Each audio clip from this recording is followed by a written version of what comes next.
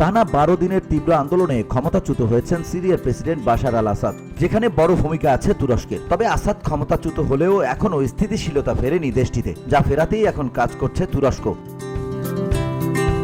আর সেই ধারাবাহিকতায় বৃহস্পতিবার মার্কিন পররাষ্ট্রমন্ত্রী অ্যান্থনি ব্লিংকেনকে আঙ্কারায় স্বাগত জানিয়েছেন তুরস্ক প্রেসিডেন্ট রিসেপ তাইয়েপ এরদোয়ান। স্বৈরশাসক বাশার আসাদকে উৎখাত করার পর সিরিয়ায় স্থিতিশীলতা প্রতিষ্ঠার জন্য গুরুত্বপূর্ণ দিক নিয়ে এই দুই নেতার মধ্যে আলোচনা চলছে। এসেনবোকা বিমানবন্দরে হওয়া এই বৈঠকে পররাষ্ট্রমন্ত্রী হাকান ফিদান, রাষ্ট্রপতির প্রধান উপদেষ্টা আকিব চাগাতাই কিলিক এবং যোগাযোগ পরিচালক ফাহরেটিন আলতুন উপস্থিত ছিলেন। বিরোধী বাহিনী আসাদকে পতনের পর এই অঞ্চলে এটি ব্লিংকেনের প্রথম সফর, আর এই সফরটি হয়েছে জর্ডান পরিদর্শন করার পর, যা মধ্যপ্রাচ্যের জন্য সবচেয়ে বড় টার্নিং পয়েন্টগুলির মধ্যে একটি। কেননা সিরিয়ায় গত 13 বছরের গৃহযুদ্ধে ন্যাটো মিত্র ওয়াশিংটন এবং আঙ্কারা সিরিয়ার বিরোধী বাহিনীকে সমর্থন করে আসছে, আর এখন তাদের উভয়ের চাওয়া সিরিয়ায় নতুন প্রশাসন অন্তর্ভুক্ত হোক এবং সিরিয়ানরা তাদের নিজেদের ভবিষ্যৎ নির্ধারণ করুক। ব্লিংকেনের আঙ্কারা সফর নিয়ে এক বিবৃতিতে বলা হয়েছে, এরদোগান এবং ব্লিংকেন সিরিয়ার সাম্প্রতিক ঘটনাবলী নিয়ে আলোচনা করেছেন। তুরস্কের প্রেসিডেন্ট সিরিয়ায় প্রতিষ্ঠানগুলোর পুনর্গঠনের জন্য আন্তর্জাতিক সম্প্রদায়কে একসঙ্গে কাজ করার আহ্বান জানিয়েছেন।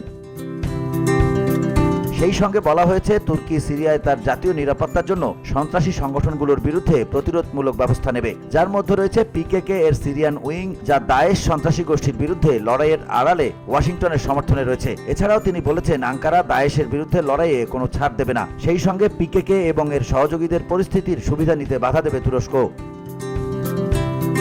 VOD Bangla news desk.